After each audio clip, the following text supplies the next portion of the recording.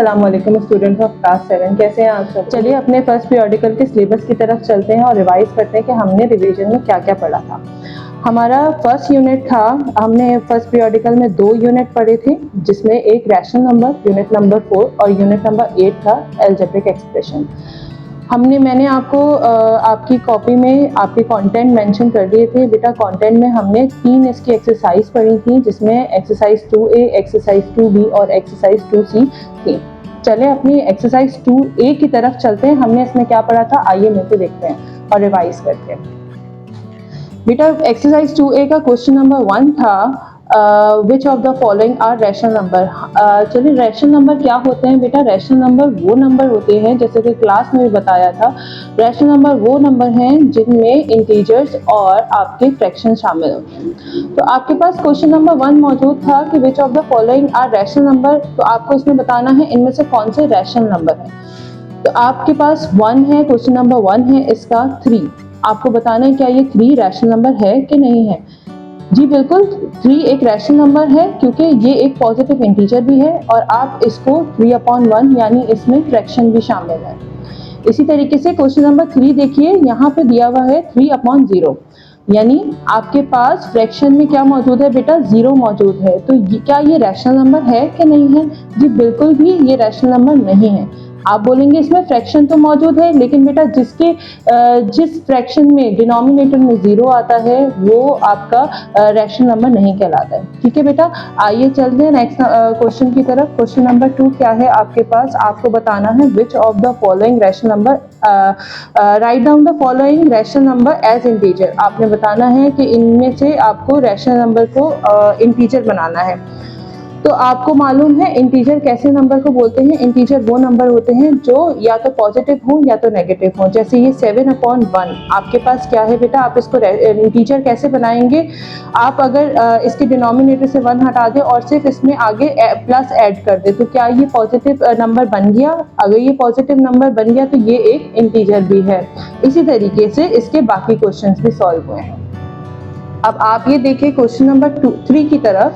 Write down the rational number whose numerator is -7 multiplied by 2 and whose denominator is 21 minus 2। तो बेटा देखिए, आप numerator और denominator ये दोनों चीजें क्या हैं। तो जब भी फ्रैक्शन के ऊपर कोई नंबर लिखा हुआ है इसको हम कहते हैं न्यूमरेटर, और फ्रैक्शन के नीचे नंबर जो लिखा हुआ होता है उसको कहते हैं डिनोमिनेटर। आइए देखिए यहाँ पे अब हम इसको किस तरीके से सॉल्व करेंगे। हमारे पास न्यूमरेटर हमारे क्वेश्चन में दिया हुआ है -7 मल्टीप्लाई बाय 2। -7 मल्टीप्लाई बाय 2 हमारा न्यूमरेटर है, यानी फ्रैक्शन के ऊपर हमने इसको मेंशन कर दिया।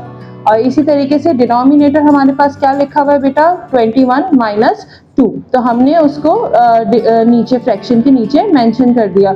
और बस अब हमने इसको सॉल्व करना है, यानी 7 मल्टीप्लाई बाय 2 करेंगे तो मेरे पास क्या आ जाएगा, 7 2s आर 14 और 21 माइनस 2 करेंगे तो हमारे पास क्या आ जाएगा, 19। तो आपका ये एक स्टैंडर्ड फॉर्म भी बन गई और आपने अपने न्यूमरेटर और डिनोमिनेटर दोनों आपने फ्रैक्शन में सॉल्व कर दिए।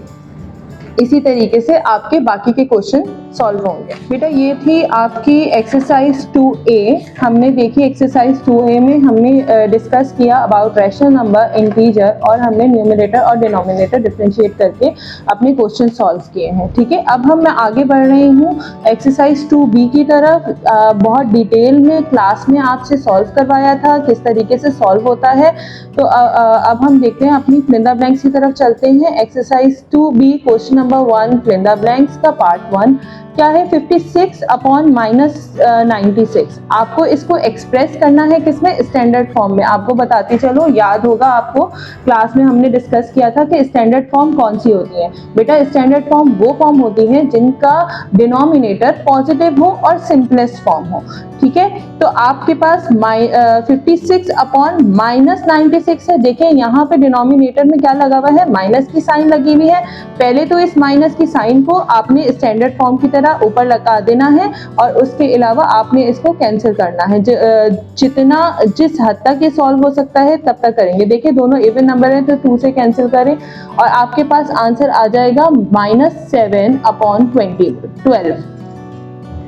फिर उसके बाद आपके पास फिलिंदा ब्लैंक नंबर 2 है, which of the following fraction is greater, इनमें से कौन सा फ्रैक्शन ग्रेटर है। कैसे पता करेंगे, क्लास में मैंने आपको बताया था कि इनमें से आप किस तरीके से मालूम करेंगे कि अगर आपके पास दो फ्रैक्शन दिए हुए हैं तो उनमें आपका बड़ा नंबर कौन सा है और छोटा नंबर कौन सा है। तो बेटा आपको क्या करना है, इनके डिनोमिनेटर को आपको मल्टीप्लाई करना है, यानी 3 multiply by 15 upon 4 multiply by 15 और 11 multiply by 4 upon 15 multiply by 4। आपने देखा मैंने क्या किया, आपका मैंने यहाँ पे दोनों के डिनोमिनेटर को एक दूसरे से मल्टीप्लाई और डिवाइड कर दिया। तो जब मैं इसको सॉल्व करती हूँ तो मेरे पास ये आपका मेरे पास 3 अपॉन 4 बड़ा आता है 11 अपॉन 15 से। ठीक है बेटा, आप इसको सॉल्व करके देखिएगा, आगे भी क्वेश्चन हम सॉल्व करेंगे तो वो आपको ज्यादा बेहतर और समझ आएंगे। ठीक है, अब आपने क्वेश्चन नंबर 2 क्या बोला गया है कि यहाँ पे आपको express the following rational number in standard form. In rational number को आपने क्या करना है, स्टैंडर्ड फॉर्म में चेंज करना है। जैसे कि आपके फिलिंदा ब्लैंक्स में भी अभी आपको बताया था कि स्टैंडर्ड फॉर्म कौन सी होती है। तो स्टैंडर्ड फॉर्म की आपने सिंपलेस्ट फॉर्म बनानी है, या अगर डिनोमिनेटर में उसके नेगेटिव साइन है तो उसको प्लस में चेंज कर देना है। ठीक है, अब देखिए आगे, ये क्वेश्चन आप सबने सॉल्व किया था और मैंने आपको बताया था कि आपने अगर ये पेपर में आता है तो आपने इसका रफ वर्क लाजमी बनाना है। तो आपको ये अभी मैंने सॉल्व करके दिखाया है कि किस तरीके से रिलेशन आप बताएंगे कि कौन सा नंबर बड़ा है या कौन सा नंबर छोटा है या कौन सा इक्वल है, आपस में क्या रिलेशन है। ठीक है बेटा, अब आइए क्वेश्चन नंबर 8 है आपके पास, फाइंड द रेसिप्रोकल। आपने रेसिप्रोकल फाइंड आउट करने हैं। तो रेसिप्रोकल क्या होते हैं, बस हम फ्रैक्शन को चेंज कर देते हैं। ठीक है, यानी अगर यहाँ पे क्या लिखा हुआ है -3, तो हम इसको अगर रेसिप्रोकल बना रहे हैं तो हम क्या कर देंगे -1 अपॉन 3, तो ये रेसिप्रोकल हो गया। इसी तरीके से इसके बाकी के पार्ट्स हैं। चले आगे, आपने एक्सरसाइज 2A और एक्सरसाइज 2B रिवाइज कर ली। अब हम देखते हैं, ये एक्सरसाइज 2C है। ये थोड़ा सा आपको आप सबने इसमें बहुत सी मिस्टेक की है। मेरे पास बहुत सारे ऐसे समर वेकेशन वर्क आए हैं जिनमें इस तरह की मिस्टेक्स की हैं आपने। वो मिस्टेक्स हम लाजमी अभी देखते हैं। यहाँ पे बेटा आपके पास यहाँ पे आप लोगों को फ्रैक्शन के एडिशन और सब्ट्रैक्शन के लिए मैंने आपकी क्लास में बताया था कि हम डायरेक्ट ऐड या सब्ट्रैक्ट नहीं कर लेते हैं। हमने पहले एलसीएम लेना होता है और फिर उसके बाद उसको सॉल्व करते हैं। चलें बेटा देखिए, यहाँ पे मैं आपको क्वेश्चन नंबर 3 सॉल्व करके दिखा रही हूँ। Question number 3 part 1। Question number 3 part 1 क्या है मेरे पास, -7 अपॉन 11 प्लस 1 अपॉन 6। अब ये देखिए यहाँ पे ये क्या हो रहा है बेटा, एडिशन हो रही है। बहुत सारे बच्चों ने मुझे इस तरीके से ऐड करके दिखाया कि यहाँ पे ये क्या है, -7 अपॉन 11 प्लस 1 अपॉन 6 है। तो बच्चों ने क्या किया, -7 प्लस 1 11 प्लस 6। तो ये बिल्कुल गलत तरीका है, इस तरीके से नहीं करना है आपने। यहाँ पे आप क्या करेंगे कि आपने यहाँ डिनोमिनेटर जो मौजूद है इसका आप क्या लेंगे बेटा, एलसीएम लेंगे। एलसीएम चले लेते हैं 11 और 6 का एलसीएम लेते हैं। तो देखिए 2 की टेबल से करते हैं, 11 तो नहीं आता, क्या आता है 2 3 जा। फिर 3 की टेबल से करते हैं, 11 तो नहीं आता, 3 1 जा, फिर 11। तो यहाँ पे आपके पास क्या आया, 2 3 जा 6, 6 11 जा 66। ठीक है, तो यहाँ पे हमने लिख दिया 66। अब देखिए यहाँ पे आपने क्या देखना है, इस 11 की टेबल में ये 66 कब आता है, जब भी आता है आपने उसको मल्टीप्लाई करा देना है। यानी 11 की टेबल में 66 कब आता है, तो ये 6 आता है, याद रखिएगा। देखिए हमने किस तरीके से किया, 11 की टेबल में 66 कब आता है, तो ये 6 आता है। तो हमने 7 को मल्टीप्लाई कर दिया 6 से, 7 6 आर 42। माइनस है तो माइनस की साइन वैसे लगे। अब फिर यहाँ पे क्या देखा, प्लस की साइन लगी हुई है। इस 6 की टेबल में ये 66 कब आएगा, तो बेटा कब आता है, 11 जार। तो हमने 11 से मल्टीप्लाई करा दिया, यानी हमारे पास क्या आ गया, 11 1 जार 11।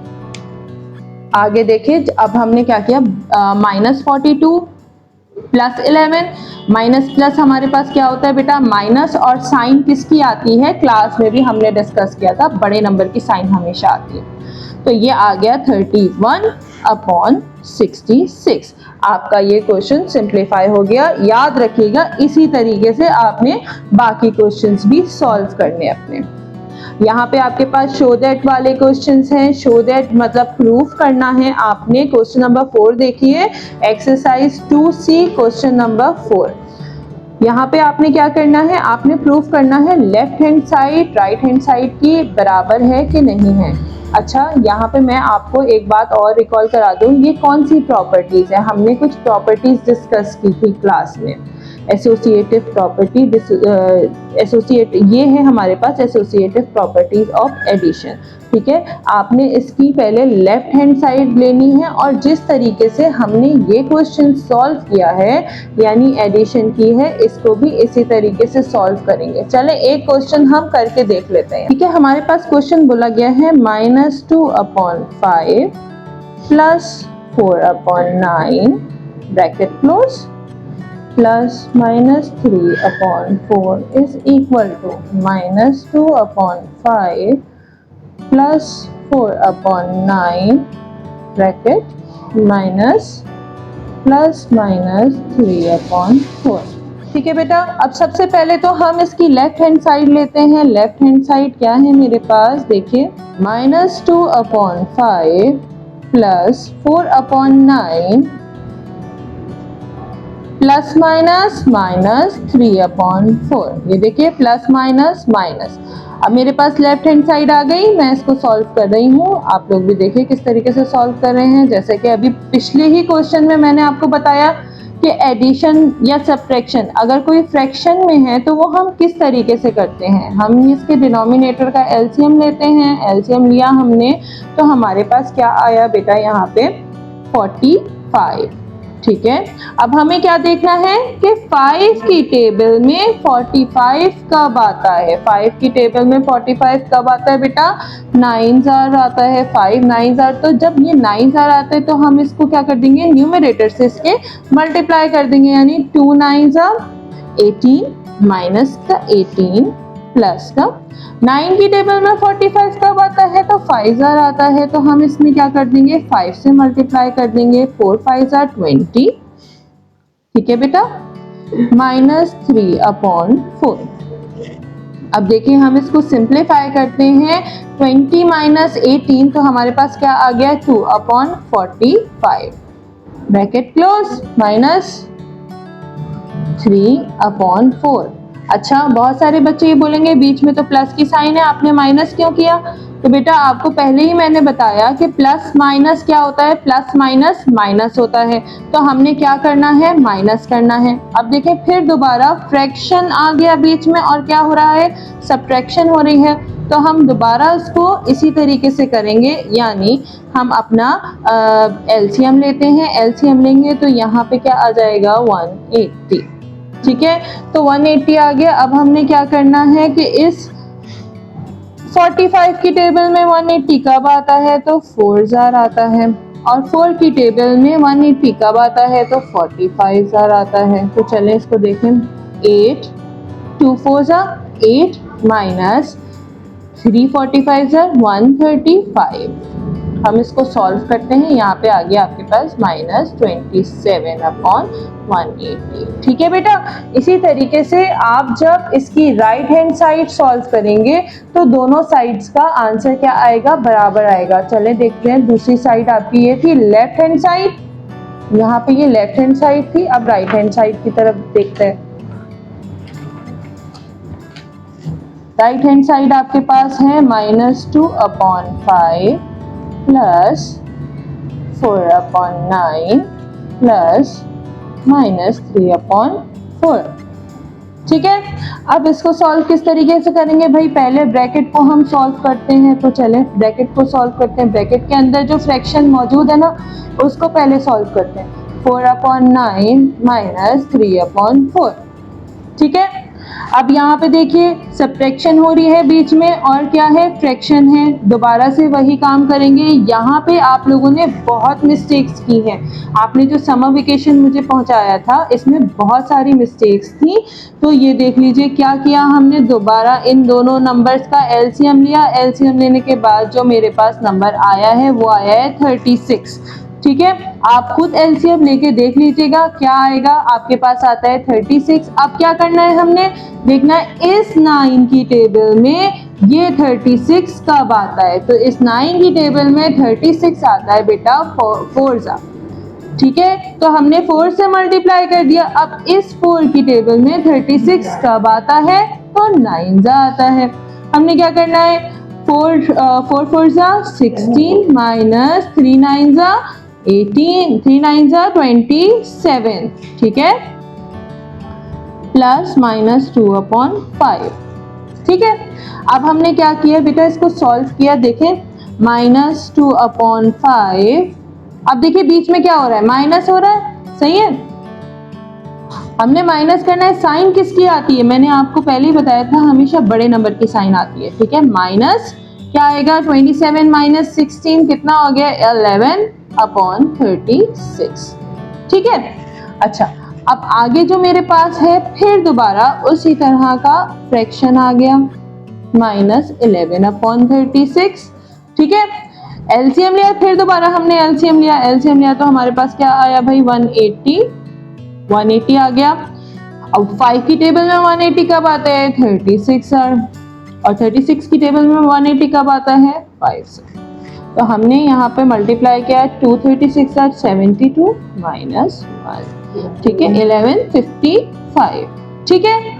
अब देखें माइनस माइनस हमने प्रॉपर्टी पढ़ी थी क्लास में अपने, माइनस माइनस हमारे पास क्या होता है, प्लस।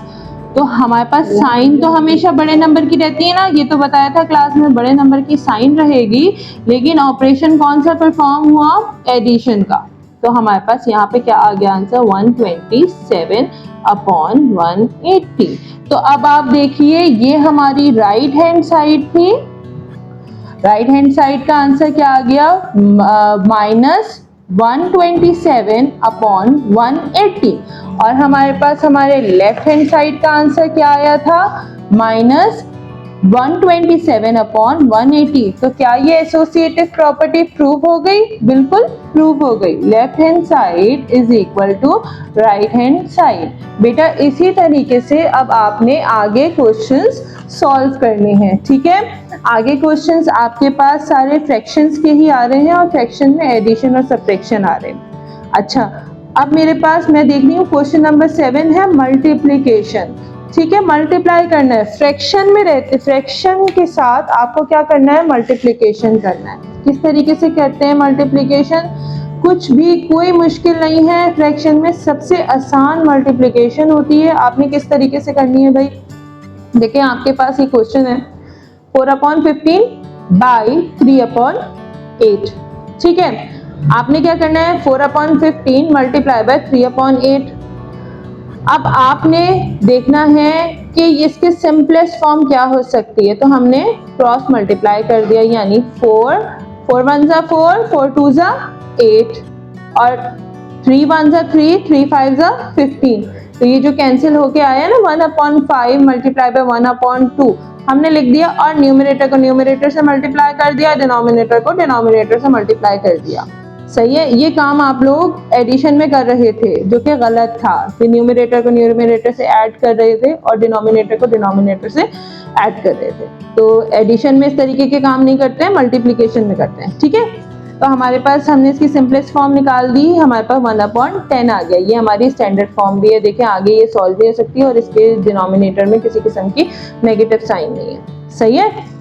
और अगर कोई भी परेशानी आए आपको अपने रिवीजन में, तो आप स्कूल आ सकते हैं, स्कूल में हम आपके लिए मौजूद हैं। Thank you so much.